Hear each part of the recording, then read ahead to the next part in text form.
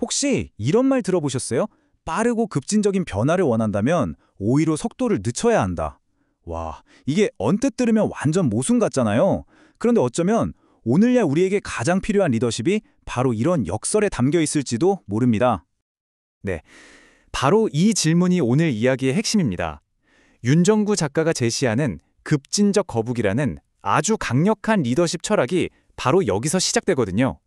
자, 한번 보세요. 보통 급진적이라고 하면 막 로켓처럼 빠르고 모든 걸 뒤엎는 파괴적인 혁신 이런 걸 떠올리잖아요. 반면에 거북이는 꾸준하지만 느린 실행의 상징이죠. 급진적 거북이는요, 바로 이 정반대처럼 보이는 두 가지를 합친 겁니다. 그러니까 아주 원대한 목표에 대한 급진적인 믿음을 갖되 그걸 향해 나아가는 건 거북이처럼 꾸준하고 조용하게 실행한다는 거죠. 아니 근데 왜 갑자기 이런 새로운 리더십 모델이 필요하다는 걸까요? 그건 바로 기존의 리더십 패러다임이 이제 한계에 부딪혔기 때문입니다. 오직 성과만을 쫓는 시스템이 결국에는 리더와 구성원 모두를 완전히 소진시키고 조직 전체를 병들게 하고 있다는 거죠. 우리 직장 생활이 또 이럴 때가 많죠. 그리스 신화에 나오는 시시포스처럼요. 매일같이 돌을 산 위로 굴려 올리는데 정상에 가면 다시 굴러 떨어지고 이런 끝없는 노력에도 불구하고 진짜 발전은 없는 느낌, 이런 무력감이 어디서 오냐면 오직 단기 성과에만 집중하는 시스템 때문인데요. 원작에서는 이걸 우로보로스 효과, 자기 꼬리를 삼키는 뱀에 비유합니다. 이게 바로 단기 성과주의 리더십의 아주 핵심적인 문제점입니다. 눈앞의 분기 실적, 단기적인 이익을 쫓는 데만 급급하다 보면요, 장기적인 성장 동력이나 조직의 건강 같은, 그러니까 꼬리 부분을 스스로 갉아먹게 되는 거예요. 결국 시스템 전체가 자기 자신을 삼켜버리는 악순환에 빠지는 거죠. 그러니까 핵심은 이거예요. 우리가 한때 그렇게 칭송했던 빠르게 움직이고 판을 깨라, 이런 식의 리더십 모델이 역설적이게도 우리 조직을 서서히 지치고 아주 취약하게 만들어버렸다는 사실입니다. 자, 그럼 이렇게 모두가 소진되어가는 시스템의 대안은 뭘까요? 해답은 좀 의외의 곳에 있습니다. 바로 묵묵히 땅을 일구는 농부의 지혜에서 영감을 얻은 완전히 새로운 종류의 리더, 진성 리더의 등장입니다. 뛰어난 농부는 밭을 탓하지 않는다. 이 말처럼 새로운 리더인 진성 리더는요, 척박한 환경이나 까다로운 팀원을 탓하지 않습니다. 대신에 그 모든 걸 끈기 있게 가꿔야 할 자신의 토양으로 받아들이는 거죠. 이게 바로 진성 리더의 핵심 전략인데요. 이들은 거대한 시스템의 정면으로 맞서 싸우는 그런 혁명가가 아닙니다.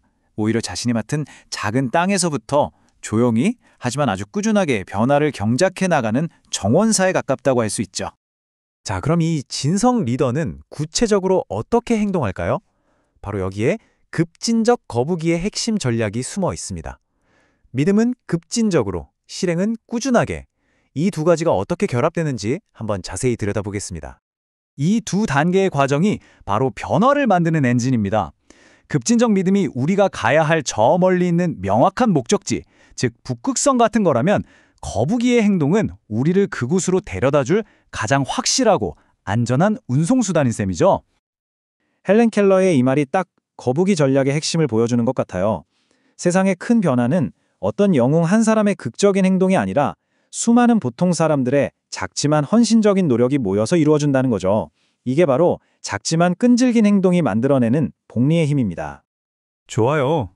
이렇게 거북이처럼 꾸준히 걸어가다 보면 그 끝에는 과연 뭐가 있을까요? 이건 단순히 목표 달성을 넘어서요, 시스템 자체를 근본적으로 바꾸는 근원적 변화가 기다리고 있습니다. 여기서 목표는 그냥 눈앞에 타겟을 맞추는 게 아니에요. 한번 애벌레에서 나비가 되면 다시는 애벌레로 돌아갈 수 없잖아요?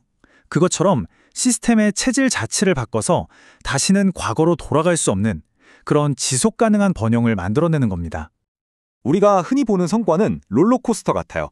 막 오르락 내리락 굉장히 불안정하죠. 하지만 급진적 거북이가 추구하는 유기적 성장은 완전히 다릅니다.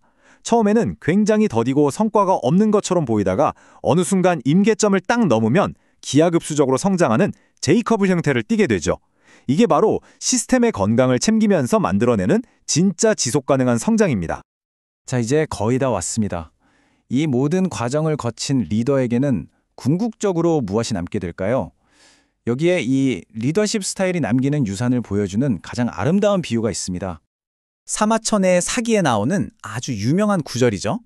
돌이 불언 하자성에. 진성 리더가 남기는 유산에 대한 완벽한 이미지를 제공합니다. 자신의 성공을 막 떠들썩하게 광고하는 리더와는 정반대인 거죠. 복숭아나무랑 자두나무가 스스로 향기로운 열매를 맺으면 사람들이 그 향기를 맡고 자연스럽게 찾아와서 저절로 길이 생기잖아요. 그것처럼 진정한 가치를 만들어내는 리더의 주변에는 저절로 사람이 모이고 그 자체가 다음 세대를 위한 길이 되는 겁니다. 결국 이 이야기는 우리 각자에게 질문을 던집니다. 당신은 시끄러운 소리를 내는 리더가 될 것인가? 아니면 사람들이 기꺼이 찾아와 거닐고 싶은 길과 풍성한 과수원을 남기는 그런 리더가 될 것인가? 어쩌면 가장 위대한 변화는 가장 조용한 발걸음에서 시작되는지도 모릅니다.